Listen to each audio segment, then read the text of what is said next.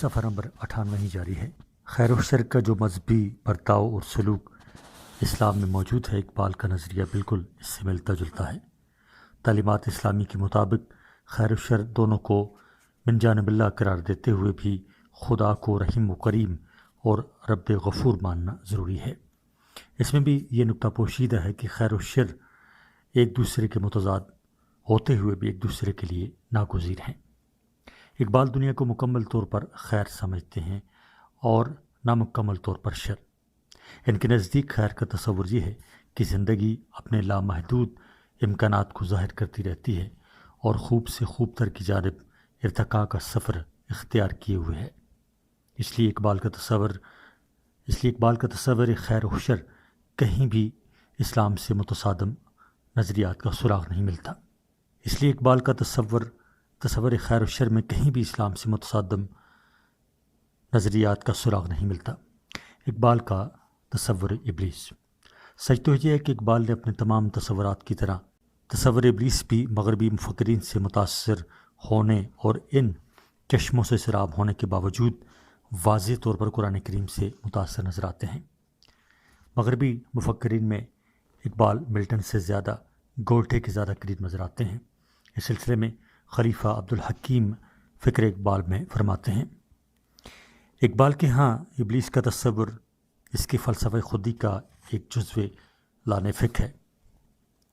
اقبال نے شیطان کی خودی کو بھی زور و شور سے پیش کیا ہے اور کئی اشعار میں تو شیطان کی تذلیل کی بجائے اس کی تکریم کا پہلو غالب نظر آتا ہے۔ اس کی وجہ یہ ہے کہ اقبال جد و جہد کا منبع ہے اور جد و جہد خارجی اور باطنی مزاحمتوں کے بغیر نہیں ہو سکتی۔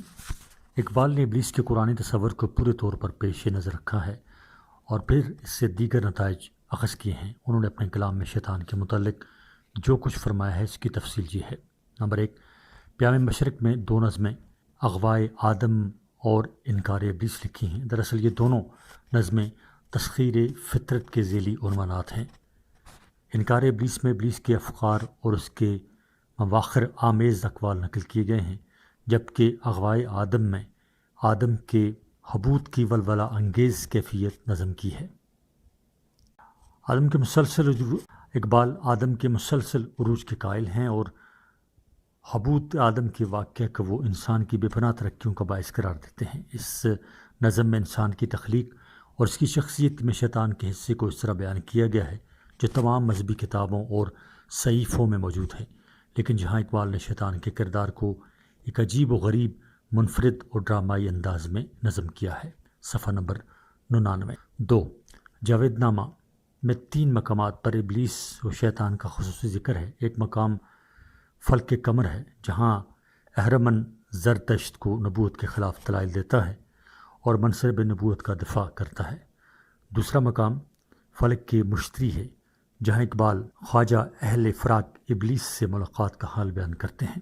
تیسرا مقام آئے سوئے افلاق، وہاں اقبال حضرت امیر کبیر علی ثانی میر سید علی ہمدانی یعنی شاہ ہمدان سے ملاقات کرتے اور خیر و شر کی آوازش پر بحث کرتے ہیں۔ حضرت شاہ ہمدان اقبال کو وجود ابلیس کی مصلحتوں سے آگاہ کرتے ہیں۔ 3، بال جبریل میں جبریل و ابلیس کے عنوان سے ایک مکالمہ اور ایک دوسری نظم ابلیس کی عرضداشت ہے۔ جبریل و ابلیس ایک مطالعاتی نظم ہے جس میں جبریل اپنے ہمدم دیرینہ سے دنیا کا حال پوچھتے ہیں اور بتاتے ہیں کہ آسمانوں پر ہر وقت تیرا ہی چرچا رہتا ہے، کیا یہ ممکن نہیں کہ تو خدا سے اپنے گناہوں کی معافی مانگ لے اور پھر سے ذات باری کا قرب حاصل کر لے؟ لیکن شیطان کہتا ہے کہ اب آسمانوں کی زندگی اس کے قابل قبول نہیں۔ اس مکالمہ میں ابلیس اپنی باغیانہ سرگرمیوں پر نازاں دکھائی دیتا ہے اور کہتا ہے، دیکھتا ہے تو فقط ساحل سے رزم خیر و شر، کون طوفان کے تماچے کھا رہا ہے میں کہ تو، خضر بھی بے دست و پا، الیاس بھی بے دست و پا، میرے طوفان یم میں یم، میرے طوفان یم با یم، دریا با دریا، جو بجو، گر کبھی خلوت میسر ہو تو پوچھ اللہ سے، قصہ آدم کو رنگین کر گیا کس کا لہو، میں کھٹکتا ہوں دل یزداں میں کانٹے کی طرح، تو فقط اللہ ہو اللہ ہو، اللہ ہو۔ اس نظم سے ابلیس کا کردار بڑا عظیم نظر آتا ہے۔ اقبال نے اس سے سوز درون کائنات قرار دیا ہے۔ صفحہ نمبر 100۔ اس کی تعلی کی انتہا اور غرور یہ ہے کہ وہ خود کو دل یزداں کا کانٹا سمجھتے ہیں۔ یہاں آ کر وہ ملٹن کے ابلیس کا مماثل نظر آتا ہے۔ پروفیسر طاہر محمد اس بارے میں فرماتے ہیں، اقبال نے شیطان کو جس انداز سے پیش کیا ہے اس اعتبار سے وہ ایک ہیرو معلوم ہوتا ہے جو تمام حرکات اور تمام تغیر کی تخلیق کا مدعی ہے۔ دوسری نظم میں مغربی اخلاقیات اور سیاسیات پر تنقید کی گئی ہے۔ ابلیس کہتا ہے کہ مغربی تہذیب ابلیس کے سارے کام انجام دے رہی ہے، اب اس کو خود کچھ کرنے کی بالکل ضرورت نہیں ہے۔ 4، ضرب کلیم میں تقدیر کے عنوان سے ابلیس سے یزداں کا مکالمہ نظم کیا ہے۔ ابلیس سے یزداں کا مکالمہ نظم کیا ہے۔ یہ مکالمہ محی الدین ابن عربی کے افکار سے ماخوذ ہے۔ ابلیس اپنی صفائی میں کہتا ہے کہ اس کا سجدہ کرنے میں انکار یزدانی مصلحت و مشیت سے ہوا، ورنہ اسے سجدہ سے انکار کی جرت نہیں ہو سکتی تھی۔ خدا پوچھتا ہے کہ تجھ پر یہ راز انکار سے پہلے کھلا یا انکار کے بعد؟ شیطان کہتا ہے کہ انکار کے بعد۔ اس پر خدا فرشتوں کو مخاطب کر کے کہتا ہے، پستی فطرت نے سکھلائی ہے یہ محبت سے، کہتا ہے تیری مشیت میں نہ تھا میرا سجود، دے رہا ہے اپنی آزادی کو مجبوری کا نام، ظالم اپنے شعلۂ سوزاں کو خود کہتا ہے نور۔ 5، ارمغان حجاز کی فارسی حصہ میں بگو ابلیس لا اور ابلیس سے خاکی و ابلیس ناری کے عنوانات سے نظمیں موجود ہیں۔ ان نظموں میں 14 دو بیتیاں لکھی گئی ہیں جن میں لذت فراق اور عصر حاضر کے ابلیسان خاکی کے کارنامے گنائے ہیں۔ اس میں ابلیس کو 2 حصوں میں تقسیم کیا گیا ہے، ایک ابلیس خاکی اور دوسرا ابلیس ناری۔ ان میں سے ابلیس ناری تو وہ یہ ہے جو یزداں دیدہ و کامل عیار رہے یہ اپنا برابر کا حریف صرف مرد مومن کو کہتا ہے، جبکہ ابلیس خاکی کے متعلق عزیز احمد فرماتے ہیں کہ وہ سنویت جواہر من کو یزدان سے جدا کرتی ہے، ابلیس خاکی کو ابلیس ناری سے جدا کرتی ہے۔ ابلیس خاکی وہ شیطان ہے جس کی خودی سے غلامانہ فضلیت سلب کی جا چکی ہے، اس کے بعد اس میں سوائے فریب کے کچھ اور باقی نہیں ہے۔ موجودہ سرمایہ دارانہ نظام کے تمام داؤ پیچ ابلیس خاکی کے سکھائے ہوئے ہیں۔ ارمغان حجاز کے اردو والے حصے میں اقبال کی مارکۃ الآراء نظم ابلیس کی مجلس شورا موجود ہے، جسے انہوں نے 1936 میں تحریر کیا۔ ملٹن کی نظم جنت گم گشتہ میں تو شیاطین اپنی مجلس بپا کر کے خدا کے خلاف بغاوت کے منصوبے بناتے ہیں۔ صفحہ نمبر 101۔ مگر اقبال کی اس نظم میں وہ اس قسم کی محفل انسان کو بہکانے اور امت محمد صلی اللہ علیہ وآلہ وسلم کو تباہ کرنے کے لیے منعقد کرتے ہیں۔ نظم کے آغاز میں ابلیس اپنے مشیروں سے تقریر کرتا ہے اور اس کے بعد اس کے 5 مشیروں کی دھواں دار تقاریر پیش کی گئی ہیں۔ ابلیس فرنگی ملوکیت اور لادین سرمایہ دارانہ نظام کی بقا کو اپنا کارنامہ بتاتا ہے۔ پہلا مشیر کہتا ہے کہ ہم سب کی کوشش سے صوفی و ملا ملوکیت کے غلام بن کر رہ گئے ہیں، مسلمان علم کلام کی بحثوں سے ایسے مست ہو رہے ہیں جیسے قوالی سن رہے ہیں، ظاہری خود پر اجتماعی امور مثلاً حج سر انجام دے رہے ہیں، مگر یہ عبادات فضائل و برکات سے محروم ہیں۔ ان کے بعض فرقے تو جہاد کے بھی منکر ہو رہے ہیں۔ یہ ہماری صحیح فہم ہے کہ صوفی و ملا ملوکیت کے ہیں بندے تمام۔ طبی مشرق کے موضوع یہی افیون تھی، ورنہ قوالی سے کچھ کم تر نہیں علم کلام ہے۔ طواف و حج کا ہنگامہ اگر باقی تو کیا کند ہو کر رہ گئی مومن کی تیغ بے نیام۔ دوسرا مشیر پوچھتا ہے کہ سلطانی جمہور کا نمونہ ہمارے کام کے سلسلے میں کیسا رہے گا؟ پہلا مشیر کہتا ہے کہ ہم نے ملوکیت کی بقا کی خاطر جمہوری ڈنڈورا پیٹ رکھا ہے، ورنہ بنیادی طور پر دونوں نظاموں میں کوئی فرق نہیں۔ یہ سن کر تیسرا مشیر کا دل مارکس یہودی کے لائے ہوئے اشتراکی نظام کی طرف اشارہ کرتا ہے۔ چوتھا مشیر کہتا ہے کہ اس کے سدباب سے ہم بے خبر نہیں ہیں۔ یہ دیکھو کہ اطالوی مسلونی کی کس طرح اس نظام کے خلاف صف آرا کر رہے ہیں۔ تیسرا مشیر پھر کہتا ہے کہ مسولینی کی انتہا پسندانہ باتیں تو سرمایہ دارانہ نظام کے لیے بھی خطرہ ہیں۔ میں تو اس عاقبت بینی کا کچھ قائل نہیں جس نے افرنگی سیاست کو کیا یوں بے حجاب۔ یہ گفتگو سن کر پانچواں مشیر ابلیس سے مخاطب ہوتا اور اسے خراج تحسین پیش کرتا۔ وہ ابلیس کو اس کی خدمات سابقہ کا واسطہ دے کر اسے نئے مزدت کی فتنہ اشتراکیت سے مدبھیڑ ہونے کی دعوت دے رہا ہے اور کہتا ہے کہ یہ مسئلہ اس کی پوری توجہ کا مستحق ہے، ورنہ افرنگ سیاست اور سرمایہ داری کا نظام زمین بوس ہونے والا ہے۔ وہ یہودی فتنہ گر، وہ روح مزدق کا بروز برقبا ہونے کو ہے، اس کے جنوں سے تار تار میرے آقا وہ جہاں زیر و زبر ہونے کو ہے، جس جہاں کا ہے فقط تیری سیاست پر مدار۔ تجربہ کار دور اندیش ابلیس جواب دیتا ہے، مجھے اس اشتراک کی نظام سے کوئی خطرہ نہیں، ہاں اگر مسلمان قوم کو عقل آ جائے اور وہ اسلامی نظام پر عمل کرنے لگیں تو میری اور میرے نظاموں کی خیر نہیں ہوگی، کیونکہ یہ نظام زبردست اصلاحات کا حامل ہے۔ کب ڈرا سکتے مجھ کو اشتراکی کوچ اگر، کب ڈرا سکتے ہیں مجھ کو اشتراکی کوچ اگر، یہ پریشاں روزگار آفشاتہ مغز آفشاتہ منہ ہے، اگر مجھ کو کوئی خطرہ تو اس امت سے ہے جس کی خاک ستر میں ہے اب تک شراز آرزو، جانتا ہے جس پہ روشن باطن ایام ہے، مزدیقت فتنہ فرد انہیں سلام ہے۔ آگے چل کر مزید کہتے ہیں، الحذر آئین پیغمبر سے سو بار الحذر، حافظ ناموس زن مرد آزما مرد آفریں، موت کا پیغام ہر نوع غلامی کے لیے، نے کوئی فغور و خقاں نے فقیر رہنشیں، کرتا ہے دولت کو ہر آلودگی سے پاک صاف، ماناموں کو مال و دولت کا بتانا ہے چونکہ مسلمان اس زمین کو خدا کی زمین سمجھتے ہیں، اس لیے اس پر خدا کا نظام نافذ کرنا چاہتے ہیں۔ ابلیس اس سے ڈرتا ہے اور اپنے مشیروں سے کہتا ہے کہ مسلمانوں کو بھولا یعنی باتوں اور خواب غفلت میں مست رکھو، اس قوم کی بیداری کی تمام وسائل مسدود و محدود کرتے رہو، کیونکہ ابلیس نظام کی بقا اسی سے ہی ممکن ہے۔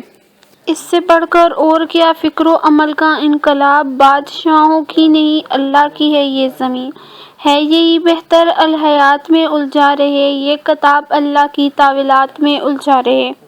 عزیز طلبہ، یہ آڈیو ریکارڈنگ آپ کے لیے ہیومینیٹیرین ڈیولپمنٹ آرگنائزیشن ایبٹ آباد کے ذریعے اہتمام کی گئی۔ ہیومینیٹیرین ڈیولپمنٹ آرگنائزیشن ایبٹ آباد 2011 سے اپنی مدد آپ کے تحت صحت، تعلیم اور معاشی خود مختاری کے شعبوں میں بہتری کے لیے کوشاں ہے۔ ادارہ نے نہ صرف خیبر پختونخوا بلکہ ملک بھر کے نابینا طلباء کی تعلیمی مشکلات اور رکاوٹوں کو دور کرنے کے لیے FA تا ماسٹرز لیول کی نصابی کتب اور کورسز، جن میں علامہ اقبال اوپن یونیورسٹی کے کورسز بھی شامل ہیں، کو آڈیو ریکارڈنگ میں منتقل کرنے کا اہتمام کیا ہے تاکہ نابینا طلباء اعلیٰ تعلیم تک رسائی حاصل کر کے ملک و قوم کی ترقی اور خوشحالی میں اپنا بھرپور کردار ادا کر سکیں۔ یہ تمام آڈیو ریکارڈنگز نابینا طلباء کو بالکل مفت فراہم کی جا رہی ہیں۔ نابینا طلباء کے علاوہ دیگر طلباء بھی اس تعلیمی سہولت سے استفادہ کر سکتے ہیں۔ ہیومینیٹیرین ڈیولپمنٹ آرگنائزیشن ایبٹ آباد، ای میل HDOATD@gmail.com، ویب سائٹ HDORG.net، رابطہ نمبر 03459541 یعنی 0345 95 41 838۔ اقبال کا تصور شاہین کبھی پرواز سے تھک کر نہیں گرتا، پردم ہے اگر تو نہیں خطرہ افتاد۔ علامہ اقبال کی شاعری اقوام مسلم بالعموم اور مسلمان ہند کے لیے بالخصوص ایک سورہ اسرافیل کا درجہ رکھتی ہے، کیونکہ ان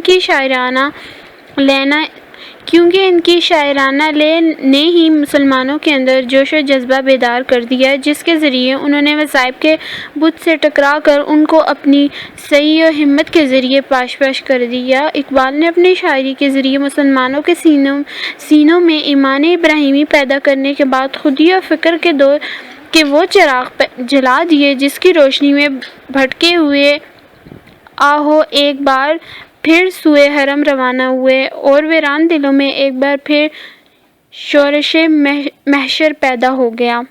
اقبال کی تعلیمات میں زندگی اور زندہ رہنے کے اصولوں کو خاص اہمیت حاصل ہے۔ چونکہ شاہین کی زندگی بھی خودداری اور فکر و استغنا کی ایک روشن مثال ہے، اس لیے کلام اقبال میں اس طائر بلند پرواز کی خوبیوں کی واضح مثالیں موجود ہیں۔ اس سلسلے میں انہوں نے ظفر احمد صدیقی کو ایک خط لکھا جس میں وہ فرماتے ہیں: شاہین کی تشبیہ محض شاعرانہ تشبیہ نہیں ہے، اس جانور میں اسلامی فکر کی تمام خصوصیات پائی جاتی ہیں۔ نمبر 1 خوددار اور غیرت مند ہے کہ وہ اوروں کے ہاتھ مارا ہوا شکار نہیں کھاتا۔ نمبر 2 بے تعلق ہے کہ آشیانہ نہیں بناتا۔ نمبر 3 بلند پرواز ہے۔ نمبر 4 خلوت نشین ہے۔ اور نمبر 5 تیز نگاہ ہے۔ گویا اقبال کو یہ پرندہ اپنی خودداری کے باعث پسند نہیں ہے، بلکہ اس لیے پسند ہے کہ اس کے اندر وہ تمام صفات موجود ہیں جو اقبال کے نزدیک مرد مومن یا مرد درویش میں ہونی چاہیے۔ وہ اپنی قوم کے نوجوانوں کو انہی صفات کا حامل دیکھنے کے خواہش مند ہیں، اس لیے انہیں شاہین بچے کہہ کر مخاطب کرتے ہیں۔ بال جبرائیل میں شاہین کے عنوان سے جو نظم ہے، اس میں وہ تمام قابل تنقید صفات کا بڑی تفصیل سے ذکر کرتے ہیں۔ کیا میں نے اس خاکدان سے کنارہ جہاں رزق کا نام ہے آب و دانہ، بیاباں کی خلوت خوش آتی ہے مجھ کو، ازل سے ہے فطرت میری راہبانہ۔ حمام و کبوتر کا بھوکا نہیں میں کہ ہے زندگی باز کی زاہدانہ، پرندوں کی دنیا کا درویش ہوں میں کہ شاہین بناتا نہیں آشیانہ۔ اقبال کے نزدیک شاہین کی صفات اس کی جبلی خوبیاں ہیں جنہیں انسان تسخیر کائنات کے لیے استعمال کر سکتا ہے۔ جارحانہ رجحان حیاتی ارتقاء کی نشاندہی کرتا ہے، ظلم و زیادتی کی ترغیب نہیں دیتا۔ اقبال کے تصور شاہین کو سمجھنے کے بعد چند صفات ذہن میں ابھرتی ہیں جن کی وجہ سے علامہ اقبال شاہین کو بے حد پسند کرتے ہیں۔ ان کو کیا معلوم اس طائر کے احوال و مقام، روح ہے جس کی دم پرواز سر تپا نظر۔ نمبر 1 خودداری۔ نمبر 1 غیرت خودداری۔ غیرت و خودداری درویش کی سب سے بڑی صفت ہے اور یہی حال شاہین کا بھی ہے، اس لیے وہ مرغ سرا کے ہاتھ دانہ نہیں چکتا جو دوسروں کے احسان کے باعث ملتا ہے، اور نہ گرگس کی طرح مردہ شکار کھاتا ہے۔ درویش و فلسفی میں یہی فرق ہے کہ گدھ اونچا اڑ سکتا ہے لیکن شکار زندہ حقیقت کے نصیب میں نہیں، لیکن شکار زندہ اس کے نصیب میں نہیں۔ بلند بال تھا لیکن نہ تھا جسور و غیور، حکیم سر محبت سے بے نصیب رہا، پھرا فضاؤں میں گرگس اگر شاہین وار، شکار زندہ کی لذت سے بے نصیب رہا۔ نمبر 2 فکر و استغنا۔ غیرت و خودداری اور فکر و استغنا کی صفات اقبال کو اس قدر محبوب ہیں کہ وہ اپنے اردو فارسی کلام میں ان کا بار بار ذکر کر کے اپنے مثالی انسان کا تصور ابھارتے ہیں۔ غیرت ہے طریقت حقیقی، غیرت سے ہے فکر کی تماتی، اے جان قدرت نہیں لیکن شاہین سے تدرک کی غلامی۔ شاہین سے تدرک کی غلامی، یہ ان کی تعلیم کا بنیادی نکتہ ہے کہ شاہین کو کبوتر و چکور اور زاغ و گرگس کی صحبت سے پرہیز کرنا چاہیے، کیونکہ یہ صحبت ان کی صلاحیتوں کو ناکارہ بنا کر زنگ آلودہ کر دیتی ہے اور ان کے اندر لالچ پیدا کر کے اس کے فکر و استغنا کو تباہ کر دیتی ہے جو اس کا سب سے بڑا سرمایہ ہے۔ اس فکر سے آدمی پیدا اللہ کی شان بے نیازی، کنشک کو حمام کے لیے موت ہے اس کا مقام شہبازی۔ شاہین درویش ہے، وہ پہاڑوں کی چٹانوں پر بسیرا کرتا ہے اور قصر سلطانی کی گنبد کو پسند نہیں کرتا کیونکہ وہاں تو کبوتر رہتے ہیں۔ نہیں تیرا نشیمن قصر سلطانی کے گنبد پر، تو شاہین ہے بسیرا کر پہاڑوں کی چٹانوں میں۔ نمبر 3، بے آشیانی۔ اقبال کو شاہین کی یہ ادا بہت بھاتی ہے کہ وہ آشیانہ نہیں بناتا، کیونکہ وہ اس کو فکر کی تذلیل سمجھتا ہے۔ گزر اوقات کر لیتا ہے یہ کو بیاباں میں، گزر اوقات کر لیتا ہے یہ کو بیاباں میں، کہ شاہین کے لیے ہے کار ذلت آشیاں بندی۔ اسی طرح مرد درویش بھی دنیاوی ساز و سامان جمع کرنے اور بود و باش کے اہتمام کو اپنی درویشی کے خلاف سمجھتا ہے۔ جب شاہین پہاڑوں کی چٹانوں کو اپنی اماجگاہ بنا لیتا ہے تو اس میں وہ روح بیدار ہو جاتی ہے جس کے ذریعے ان کو اپنی منزل آسمانوں میں نظر آتی ہے۔ پرندوں کی دنیا کا درویش ہوں میں، کہ شاہین بناتا نہیں آشیانہ۔ عقابی روح جب بیدار ہوتی ہے جوانوں میں، نظر آتی ہے ان کو اپنی منزل آسمانوں میں۔ نمبر 4، بلند پرواز۔ نمبر 4، بلند پرواز۔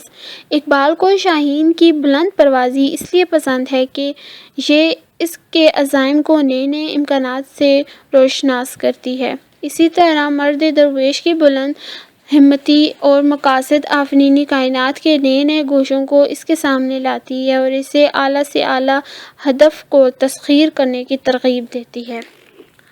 قناعت نہ کر عالم رنگ و بو پر، چمن اور بھی آشیاں اور بھی ہیں، تو شاہین ہے پرواز ہے کام تیرا، تیرے سامنے آسماں اور بھی ہیں۔ نمبر 5، خلوت پسندی۔ اقبال کا شاہین کبوتر اور گرگس کی صحبت سے پرہیز کر کے خلوت میں رہتا ہے۔ گرگسوں کی صحبت میں پلا ہوا شاہین راہ رسم و شہبازی سے بیگانہ ہوتا ہے۔ شاہین کی صحبت سے ذا میں تو بلند پروازی نہیں آتی، مگر یہ دوستی شاہین کو خراب کر دیتی ہے۔ ہوئی نہ زاغ میں پیدا بلندی پرواز، خراب کر گئی شاہین بچے کو صحبت زاغ۔ وہ فریب خوردہ شاہین جو پلا ہو گرگسوں میں، اسے کیا خبر کہ کیا ہے راہ و رسم شہبازی۔ اس سلسلے میں پروفیسر عزیز احمد فرماتے ہیں، شاہین کو یہ نصیحت کہ وہ کبوتر و تدر و زاغ و گرگس کی صحبت سے احتراز کرے، دراصل فقر کا یہ عمل ہے کہ باطل کی صحبت سے احتراز کرے۔ یہ احتراز عارضی ہے اور خودی کی نشوونما کے لیے ایک خاص موقع پر ضروری ہے۔ نمبر 6، تیز نگاہی۔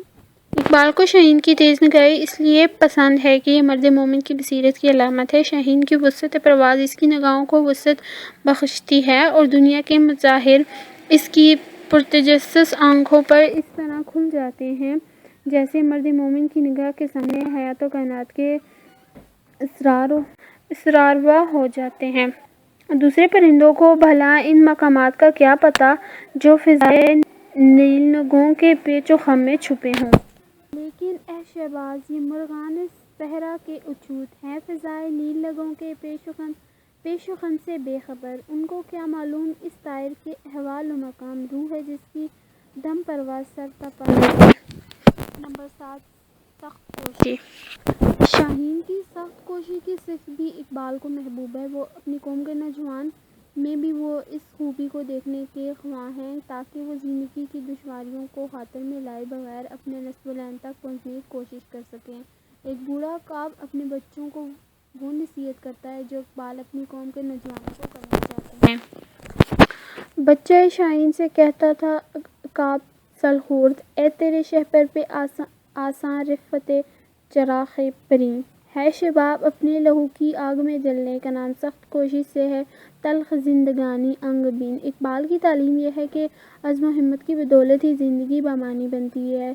عزت و ناموری صرف بلندی پروازی، بلند ہمتی اور سخت کوشی کے ذریعے سے ہی حاصل ہوتی ہے۔ ایک چیونٹی عقاب سے سوال کرتی ہے، میں پامال و خوار و پریشاں و درد مند، تیرا مقام کیوں ہے ستاروں سے بھی بلند؟ عقاب اس طرح جواب دیتا ہے، تو رزق اپنا ڈھونڈتی ہے خاکی راہ میں، مینا سپر کو نہیں لاتا نگاہ میں۔ نمبر 8 قوت و توانائی۔ چونکہ شاہین دوسرے پرندوں کے مقابلے میں زیادہ توانا اور زیادہ طاقتور ہے، اس لیے اقبال کو پسند ہے۔ اس سلسلے میں ڈاکٹر یوسف حسین خان اقبال روم میں فرماتے ہیں، اقبال کے ہاں قوت و توانائی کی نوعیت حیوانی نہیں بلکہ روحانی ہے۔ اقبال دوسرے روحانیت پسندوں کی طرح قوت حیات کا قدرداں ہے، لیکن اس کا شدید احساس ہے کہ قوت کو حق بجانب ٹھہرانے کے لیے اخلاقی نظم و ضبط کا پابند کرنا ہوگا۔ میرے لیے ہے فقط زور حیدری کافی، تیرے نصیب فلاطون کی تیزی ادراک۔ میری نظر میں یہی ہے جمال و زیبائی کہ سر بسجدہ ہیں قوت کے سامنے افلاک۔ اقبال کے نزدیک ضعیفی سب سے بڑا جرم ہے اور اس کی سزائے مرگ مفاجات ہے۔ تقدیر کے قاضی کا یہ فتویٰ ہے ازل سے، ہے جرم ضعیفی کی سزا مرگ مفاجات، ہے جرم ضعیفی کی سزا مرگ مفاجات۔ نمبر 9 حریت۔ اقبال کے فلسفہ حریت و آزادی کو بھی بڑی اہمیت حاصل ہے اور یہ ان کو شاہین میں نظر آتی ہے، کیونکہ وہ ہمیشہ آزاد فضا میں محو پرواز ہوتا ہے۔ اس نکتہ کی وضاحت پروفیسر عزیز احمد یوں کرتے ہیں، اس وسعت پرواز کے باعث حیات کی ایک اور بڑی قدر شاہین میں نمایاں ہوتی ہے، یہ آزادی ہے۔ شاہین کی وسعت پرواز یا اس کی نشو و نما محض آزادی کی حالت میں ممکن ہے، ورنہ غلامی میں شاہین تدرج سے بھی زیادہ بزدل بن جائے گا۔ غلامی شاہین کی آنکھوں کو اندھا کر دیتی ہے۔ فیض فطرت نے تجھے دیدۂ شاہین بخشا، جس میں رکھ دی ہے غلامی نے نگاہ خفاش۔ اس لیے جب اقبال ہندوستان کے مسلمانوں کی غلامانہ ذہنیت کو دیکھتے ہیں تو بے ساختہ کہہ اٹھتے ہیں، وہ فریب خوردہ شاہین کے پلا ہے کرگسوں میں، اسے کیا خبر کہ کیا ہے و رسم شہبازی۔ نمبر 10 تجسس۔ اقبال کے نزدیک آزادی کے عالم میں ہی شاہین کے لیے تجسس ممکن ہے، ورنہ غلامانہ ذہنیت تو اسے بزدل اور کمزور بنا دیتی ہے۔ وہ پرتجسس نگاہوں کو اتنی ہی اہمیت دیتے ہیں جتنی چیتے کی جگر کو۔ ان کے خیال میں یورپی علوم ہمارے لیے اتنے ضروری نہیں جتنا تجسس کا ذوق ضروری ہے، کیونکہ اس کے بغیر ہم تخلیقی صلاحیتوں سے محروم رہیں گے۔ چیتے کا جگر چاہیے شاہین کا تجسس، جی سکتے ہیں بے روشنیدہ نشے افرنگ۔ یہ تجسس حصول علم کے لیے بھی ضروری ہے، حصول قوت کے لیے بھی۔ مرد مومن کا شاہین کی طرح دوربین اور پرتجسس ہونا چاہیے کہ اسی کے ذریعے وہ کائنات کے سربستہ رازوں سے پردہ ہٹا سکتا ہے۔ وہی جہاں ہے تیرا جس کو تو کرے پیدا، یہ سنگ و خشت نہیں جو تیری نگاہ میں ہے۔ وہی جہاں ہے تیرا جس کو تو کرے پیدا، یہ سنگ و خشت نہیں جو تیری نگاہ میں ہے۔ اقبال کے تصور شاہین پر الزامات۔ نمبر 1 خونخواری کی تعلیم کا الزام۔ یہ الزام مجنوں گورکھپوری نے لگایا۔ انہوں نے مجلہ جامنو کے اقبال نمبر میں ایک مضمون میں اقبال کے تصور شاہین پر اعتراض کرتے ہوئے لکھا، جس طرح اقبال کے تصور میں حجاز نے اپنا تسلط جما لیا تھا، اسی طرح عقاب، شاہین، شہباز اور چیتے جیسے سفاک جانوروں نے بھی ان کی فکر و بصیرت میں ایک مرکزی حیثیت اختیار کر لی تھی۔ وہ انسان میں بالخصوص مرد مومن میں ان ہی پھاڑ کھانے والی جانوروں کی خصلت دکھانا چاہتے ہیں۔ سنیے کتنی لذت سے کہتے ہیں۔ جو کبوتر پر چپٹنے میں مزہ ہے اے پسر، وہ مزہ شاید کبوتر کے لہو میں بھی نہیں۔ اس طرح مجنوں گورکھپوری نے یہ ثابت کرنے کی کوشش کی ہے کہ اقبال خونخواری کی تعلیم دیتے ہیں اور اس کا ثبوت ان کا شاہین اور چیتے کی صفات کی تعریف کرنا ہے، لیکن یہ الزام غلط ہے۔ اقبال کے شاہین کو صرف قوت و طاقت کی پیکر سمجھ کر اس صبر استعداد کی سمبل قرار دینے کی وجہ تو یہ ہو سکتی ہے کہ معترضین نے شاہین کو صرف مغربی روایت کے حوالے سے دیکھا ہے اور مشرقی روایات سے وہ یکسر بے خبر ہیں۔ دوسری وجہ یہ ہو سکتی ہے کہ ان پر اعتراض کرنے والی نقاد اقبال کے فلسفے کو سمجھنے سے قاصر ہیں، ورنہ اقبال کے مرد مومن کے تصور سے بھی ضرور واقف ہوتے اور ان تمام خصوصیات کی تفہیم کر سکتے جو مرد مومن اور شاہین کے درمیان مشترک ہیں۔ اور جن کے باعث اقبال نے شرم کو بطور علامت استعمال کیا ہے۔ تیسری وجہ یہ ہو سکتی ہے کہ یہ اشتراک کی نقاد دانستہ اقبال کی علامتی شاہین کے دیگر تمام صفات کو نظر انداز کر کے صرف قوت و طاقت کو چن لیتے ہیں صرف قوت و طاقت کو چن لیتے ہیں تاکہ فلسفہ اقبال کو بھی بنیاد اعتراضات کا نشانہ بنایا جا سکے۔ فطرت نے زندگی کے لیے تصادم اور پیکار کا ایک اٹل قاعدہ مقرر کر رکھا ہے کہ طاقتور کمزور کو شکار کرتا ہے، لیکن اس اصول کو اقبال کے فلسفے پر منطبق کرنا اس کے ساتھ شدید ناانصافی ہے۔ اقبال مطلق قوت کے قائل نہیں ہیں، وہ اس قوت و طاقت کو اخلاقیات کے تابع رکھنا چاہتے ہیں۔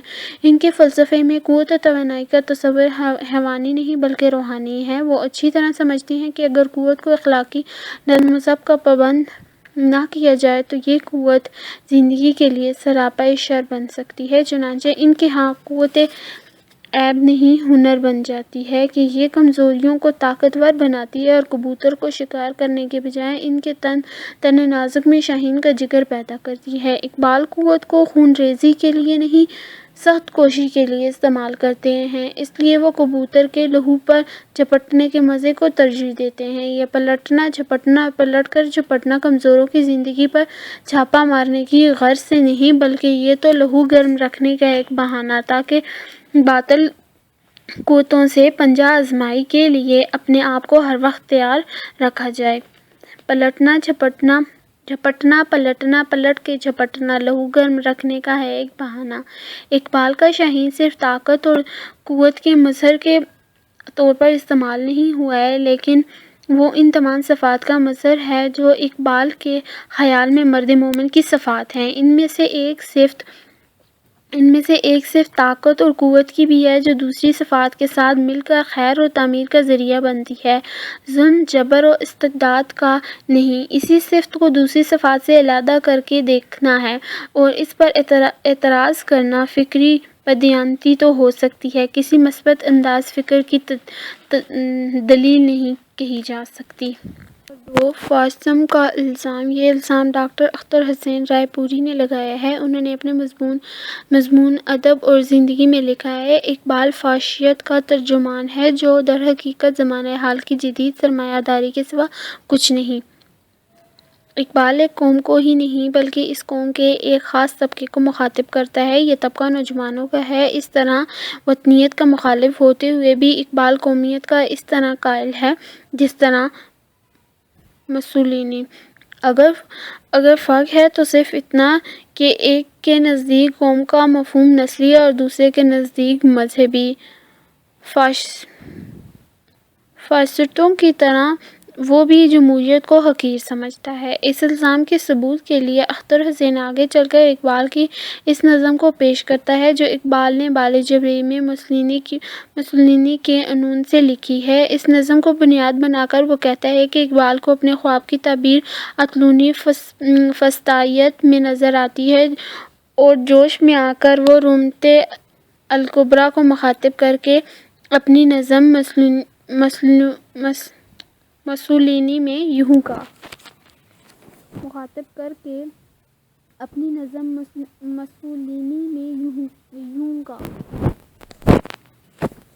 چشم پیرا کہن میں زندگانی کا فروغ، نوجواں ہے تیری سوز و آرزو سے سینہ تاب۔ چشم پیرا کہن میں زندگانی کا فروغ، نوجواں ہے تیرے سوز و آرزو سے سینہ تاب۔ یہ محبت کی حرارت، یہ تمنا، یہ نمود، فصل گل میں پھول رہ سکتے نہیں زیر حباب۔ نغمہ ہائے شوق سے تیری فضا معمور رہے، زخم آور کا منتظر تیری فطرت کا رباب۔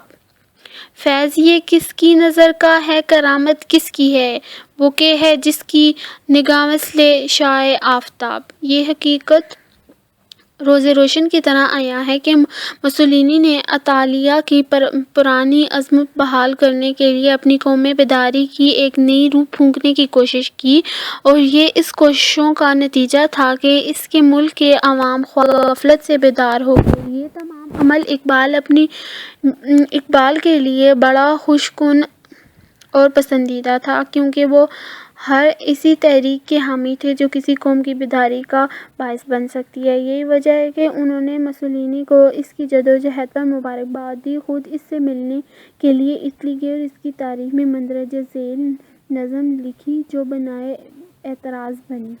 لیکن کچھ عرصے بعد مسولینی نے ہپشا پر حملہ کر کے اس پر قبضہ کر لیا تو اقبال کو بڑا صدمہ ہوا۔ مسولینی کے متعلق ان کی ساری خوش فہمیاں ختم ہو گئی اور انہوں نے دوسری نظم لکھ کر پرزور الفاظ میں مذمت کی، اس کی غارت گری، آدم کشی اور سامراجیت پر نفرت کی اور اسے یورپ کی دیگر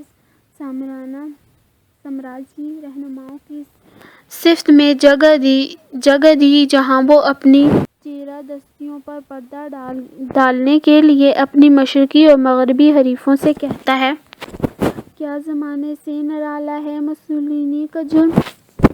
کیا زمانے سے نرالا ہے مسولینی کا جرم؟ بے محل بگڑا ہے معصومان یورپ کا مزاج۔ میں بھٹکتا ہوں تو چھلنی کو برا لگتا ہے، کیوں ہیں سبھی تہذیب کے اوزار تو چھلنی ہے چھاج۔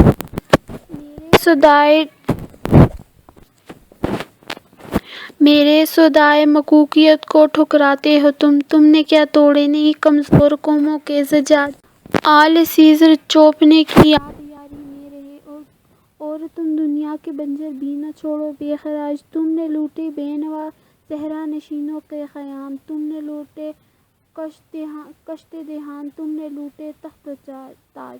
پردہ تہذیب میں غارت گری، آدم کشی کر رواں رکھی تھی تم نے، میں رواں رکھتا ہوں آج۔ اس سلسلے میں پروفیسر آل احمد سرور فرماتے ہیں کہ میں نے اقبال کو لکھا کہ مسولینی کے متعلق جو کچھ آپ نے لکھا ہے اس میں مجھے تناقض نظر آتا ہے۔ جواب میں ارشاد ہوا: اگر اس بندہ خدا میں ڈیول اور سینٹ دونوں خصوصیات جمع ہو جائیں تو اس کا میں کیا علاج کروں؟ میں سمجھتا ہوں کہ اقبال ایک لحاظ سے ٹھیک کہتے ہیں، جو چونکہ فاشزم اور کمیونزم دونوں کو ذرا بلندی سے دیکھتے ہیں، اس لیے دونوں کی خامیوں اور خوبیوں پر ان کی نظر زیادہ صحت سے پڑتی ہے۔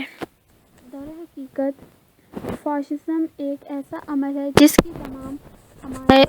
کی حمایت اقبال کے ذہن اور مزاج کے کسی طور پر مطابق نہیں ہو سکتی، اور مسولینی کے ایک مثبت کارنامے سے وہ متاثر ہوئے اور اس کی تعریف کر دی، تو اس سے یہ نتیجہ اخذ کرنا ضروری نہیں کہ وہ مسولینی کے تمام مقاصد کے حامی تھے۔ پروفیسر آل احمد سرور کے نام ایک اور خط میں انہوں نے فرمایا: میرے نزدیک فاشزم اور کمیونزم یا زنانہ حال کے اور ازم کوئی حقیقت نہیں رکھتے۔ میرے عقیدے کی روح سے صرف اسلام ہی ایک حقیقت ہے جو بنی نوع انسان کے لیے ہر نقطۂ نگاہ سے موجب نجات ہو سکتی ہے۔ علامہ نے ضعیفی اور کمزوری کو دنیا کا سب سے بڑا جرم قرار دیا ہے۔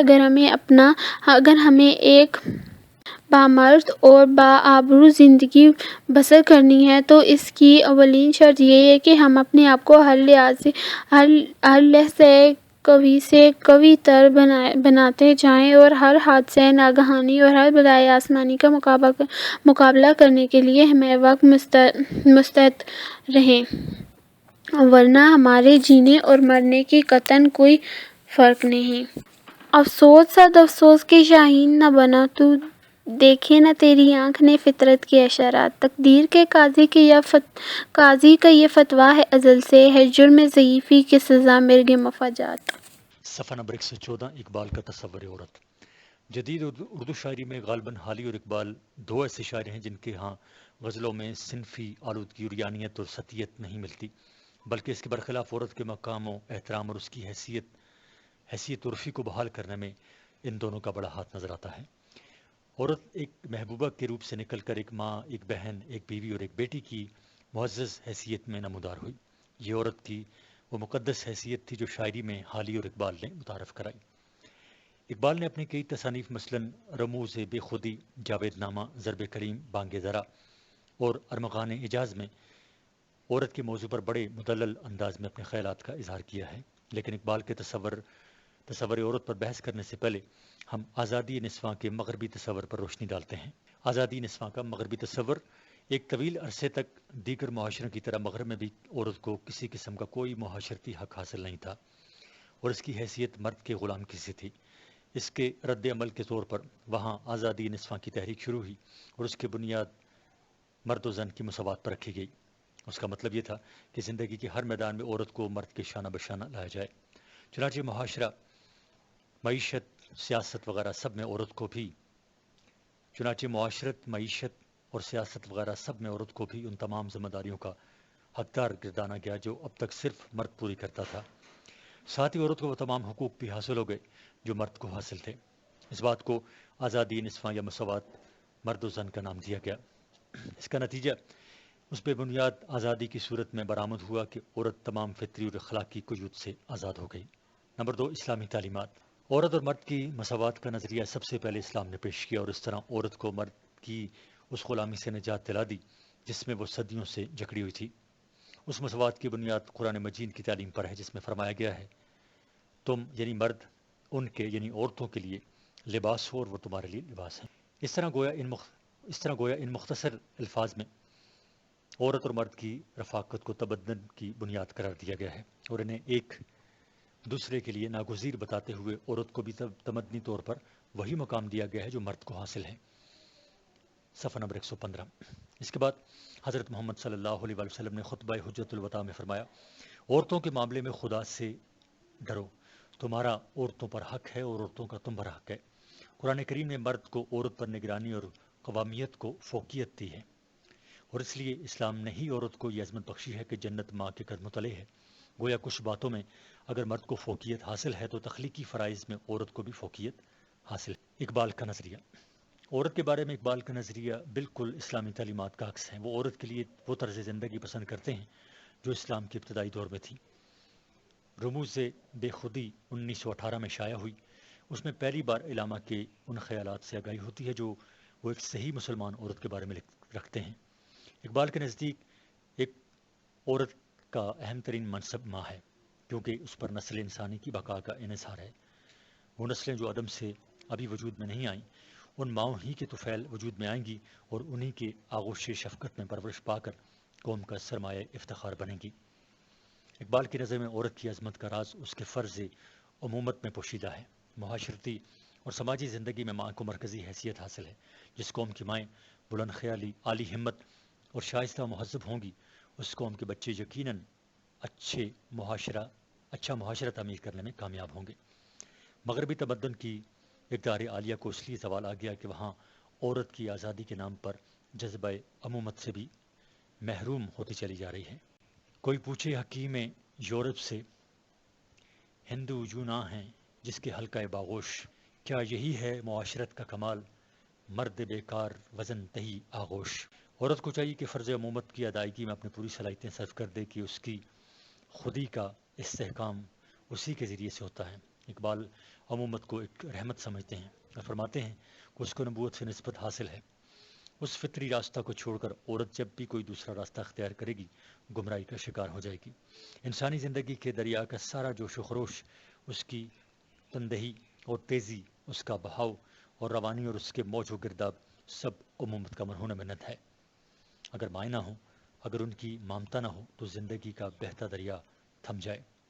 اس لیے اقبال عورت کی امومت کو اولیت دیتے ہیں۔ پردہ۔ اقبال عورتوں کے لیے وہی طرز حیات پسند کرتے ہیں جو صدر اسلام میں پایا جاتا ہے، جس میں عورتیں مروجہ برقع کے نہ ہوتے ہوئے بھی شرم و حیا اور احساس عفت و عصمت میں آج سے کئی زیادہ آگے تھیں اور شرعی پردے کے اہتمام کے ساتھ ساتھ زندگی کی تمام سرگرمیوں میں حصہ لیتی تھیں۔ پروفیسر عزیز احمد اپنی کتاب اقبال اور نئی تشکیل میں فرماتے ہیں، اقبال کے نزدیک عورت اور مرد دونوں مل کر کائنات عشق کی تخلیق کرتے ہیں۔ عورت زندگی کی آگ کی داہن ہے اور انسانیت کی آگ میں اپنے آپ کو جھونکتی ہے اور اس آگ کی تپش سے ارتقا پذیر انسان پیدا ہوتے ہیں۔ اقبال کے نزدیک عورت کو خلوت کی ضرورت ہے اور مرد کو جلوت کی۔ اقبال عورت کی بے پردگی کے خلاف ہے۔ ان کے خیال میں پردہ میں رہ کر ہی عورت کو اپنی ذات کے امکانات کو سمجھنے کا موقع ملتا ہے، گھر کے ماحول میں سماجی خرابیوں سے محفوظ رہ کر خاندان کی تعمیر کا فرض ادا کرتی ہے، جو معاشرے کی بنیادی اکائی ہے۔ اور اس سے بڑی بات یہ ہے کہ اپنے گھر میں وہ یکسوئی کے ساتھ آئندہ نسل کی تربیت کا اہم فریضہ انجام دیتی ہے۔ اس کے برخلاف جب پردے سے باہر آ جاتی ہے تو زیب و زینت، بے باکی و بے حیائی اور ذہنی پراگندگی کا شکار ہو جاتی ہے۔ چنانچہ یہ فطری اصول ہے کہ عورت کے ذاتی جوہر خلوت میں کھلتے ہیں۔ خلوت کے عنوان سے اقبال ایک نظم میں فرماتے ہیں: رسوا کیے اس دور خلوت کی ہوس نے، روشن ہے نگاہ آئینہ دل ہے مکدر، بڑھ جاتا ہے ذوق نظر اپنی حدوں سے، ہو جاتے ہیں افکار پراگند و ابتر۔ خلوت میں خود ہی ہوتی خود گیر و لیکن، خلوت نہیں اب دیر و حرم میں بھی میسر۔ عورت کی تعلیم۔ اقبال عورت کی تعلیم کو ضروری خیال کرتے ہیں، لیکن اس تعلیم کا نصاب ایسا ہونا چاہیے جو عورت کو اس کے فرائض اور اس کی صلاحیتوں سے آگاہ کرے اور اس کی بنیاد دین کے عالمگیر اصولوں پر ہو۔ صرف دنیاوی تعلیم اور اس قسم کی تعلیم جو عورت کو نام نہاد آزادی کی طرف راغب کرتی ہے، بھیانک نتائج کی حامل ہوتی ہے۔ تہذیب فرنگی ہے اگر مرگ عمومیت ہے حضرت انسان کے لیے اس کا ثمر موت۔ جس علم کی تاثیر سے زن ہوتی ہے نہ زن، کہتے ہیں اس علم کو ارباب نظر موت۔ بیگانہ رہے دین سے اگر مدرسہ زن ہے عشق و محبت کے لیے علم و ہنر موت۔ اقبال عورتوں کے مغربی تعلیم کے حصول پر اسی طرح طنز کرتے ہیں: لڑکیاں پڑھ رہی ہیں انگریزی، ڈھونڈ لی قوم نے فلاح کی راہ، یہ ڈرامہ دکھائے گا کیا سین، پردہ اٹھنے کی منتظر ہے نگاہ آزادی نسواں۔ اقبال اگرچہ عورتوں کے لیے صحت، تعلیم، ان کی حقیقی آزادی اور ان کی ترقی کے خواہاں ہے، لیکن آزادی نسواں کے مغربی تصور کو قبول کرنے کے لیے تیار نہیں، اور اس آزادی سے ان کی نظر میں عورتوں کی مشکلات آسان نہیں بلکہ اور پیچیدہ ہو جاتی ہیں، اور اس طرح یہ تحریک عورت کو آزاد نہیں بلکہ بے شمار مسائل کا غلام بنا دے گی۔ ہزار بار حکیموں نے اس کو سمجھایا مگر یہ مسئلہ زن رہا وہیں کا وہیں۔ قصور زن نہیں ہے کچھ اس خرابی میں، گوار اس کی شرافت پہ ہے محو پروین۔ فساد ہے فرنگی معاشرت میں ظہور کے، مرد زادہ ہے بیچارہ زن شناس نہیں۔ اس سلسلے میں مولانا سید ابوالحسن ندوی نقوش اقبال میں رقم طراز ہیں۔ وہ آزادی نسواں کی تحریک کے اس لیے حامی نہیں کہ اس کا نتیجہ دوسرے انداز میں عورتوں کی غلامی ہے، اس سے ان کی مشکلات آسان نہیں بلکہ اور پیچیدہ ہو جائیں گی، اور انسانیت کا سب سے بڑا نقصان یہ ہوگا کہ جذبہ عمومیت ختم ہو جائے گی، ماں کی ممتا کی روایت کمزور پڑ جائے گی۔ اسی لیے وہ کہتے ہیں کہ جس علم سے عورت اپنی خصوصیت کھو دیتی ہے وہ علم موت ہے۔ اقبال عورت اور مرد دونوں کو اس طرح دیکھنا چاہتے ہیں کہ دونوں اپنی فطری حدود میں اپنی صلاحیتوں کو بروئے کار لاتے ہوئے زندگی کو بنانے سنوارنے کے لیے کام ہیں۔ چنانچہ آزادی نسواں کے بارے میں وہ فیصلہ عورت پر ہی چھوڑتے ہیں کہ وہ خود سوچے کہ اس کے لیے کیا بہتر ہے۔ اس بحث کا کچھ فیصلہ میں کر نہیں سکا، گو خوب سمجھتا ہوں یہ زہر ہے وہ قند، کیا فائدہ کچھ کہہ کے بنوں اور بھی ماتوب، پہلے ہی خفا مجھ سے ہیں تہذیب کے فرزند۔ اس راز کو عورت کی بصیرت ہی کرے فاش، مجبور ہے معذور ہے مردان خرمند، کیا چیز ہے آرائش و قیمت میں زیادہ، آزادی نسواں کے زمرد کا گلبند۔ مثالی کردار: اقبال کی نظر میں وہ عورت قابل صد احترام ہے جو اسلام کی صحیح روح کو سمجھتی ہو اور اپنی عملی زندگی اس سانچے میں ڈھال کر بسر کرنا چاہتی ہو۔ وہ ہمارے سامنے ایک عرب لڑکی فاطمہ بنت عبداللہ کو مثالی بیٹی بنا کر پیش کرتے ہیں جو جنگ طرابلس میں مسلمان زخمیوں کو پانی پلاتی شہید ہو گئی۔ اس کی ان الفاظ میں خراج تحسین پیش کرتے ہیں: فاطمہ تو آبروئے امت مرحوم ہے، ذرہ ذرہ تیری مشت خاک کا معصوم ہے، یہ سعادت حور صحرائے تیری قسمت میں تھی، غازیان دین کی سکائی تیری قسمت میں تھی، یہ جہاد اللہ کے رستے میں بے تیغ و پر ہے جسارت آفرین شوق شہادت کس قدر، یہ کلی بھی اس گلستان خزاں منظر میں تھی، یہ کلی بھی اس گلستان خزاں منظر میں تھی، ایسی چنگاری بھی یارب اپنی خاکستر میں تھی۔ مثالی بہن کا روپ حضرت عمر رضی اللہ تعالیٰ کی بہن کی صورت میں پیش کرتے ہیں، جن کے خلوص اور نیک نیتی نے حضرت عمر رضی اللہ تعالیٰ جیسے سخت انسان کو اپنی زندگی سے اپنی جگہ سے ہلا کر کلمہ حق کہنے پر مجبور کر دیا۔ اقبال حضرت فاطمہ رضی اللہ تعالیٰ عنہ کے کردار کو عورت کے لیے مثالی اور نصب العین قرار دیتے ہیں۔ بیٹی، بیوی اور ماں کی حیثیت سے حضرت فاطمہ کی زندگی دنیا کی تمام عورتوں کے لیے نمونہ ہے۔